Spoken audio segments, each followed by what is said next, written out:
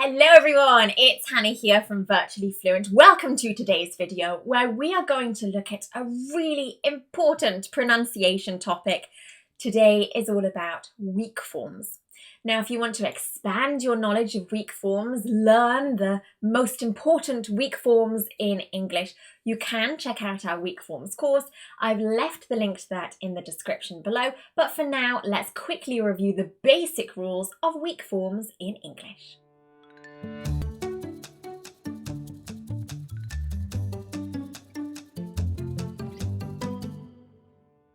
We're going to start with a pretty simple sentence. I have a pen and pencil.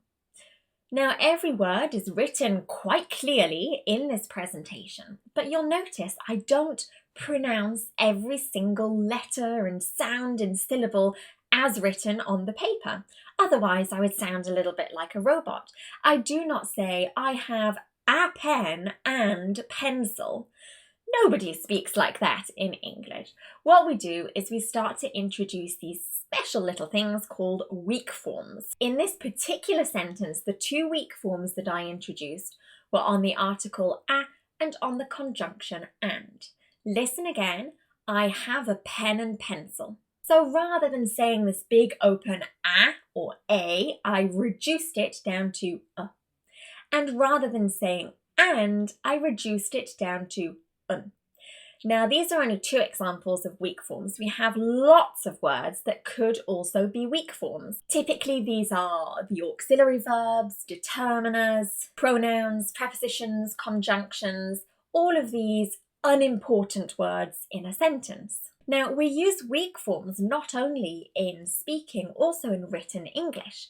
Think about the example I have. Again, we don't want to be writing long sentences in English. I have done my homework. We would tend to contract that and write I've done my homework instead. That I've, that contraction, is just a written form, weak form.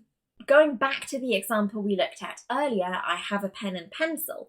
What you'll notice is the weak form pronunciation is basically contracting those vowel sounds to use the schwa instead. Now remember that schwa sound is that really lazy sound that we tend to add to the end of words in English, or we just tend to replace some vowels, particularly in these unimportant words.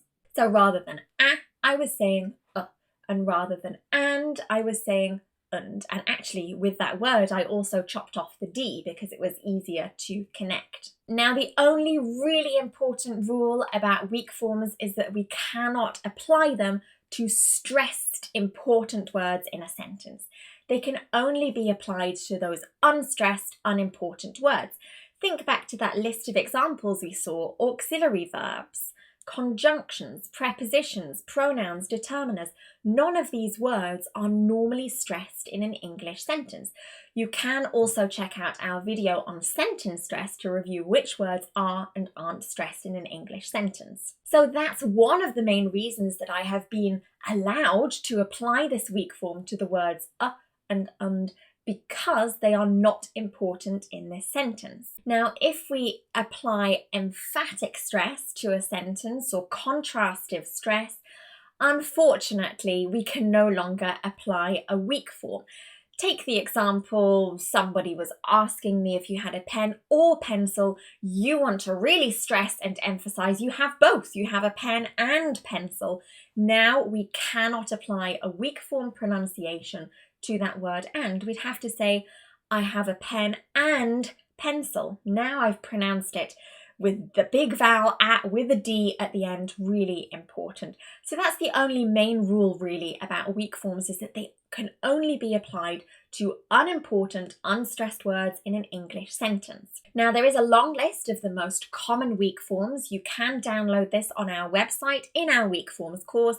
I've left the link to that in the description below. Hopefully that has helped you learn a little bit more about English pronunciation weak forms, and now you can feel a little bit more confident connecting phrases and words together when speaking in English.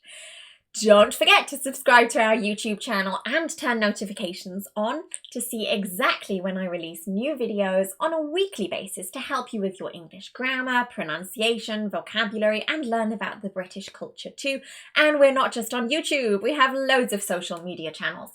Facebook, LinkedIn, Instagram, Twitter. I've left all of those links in the description below. Loads of free materials, so you should definitely go and check them out.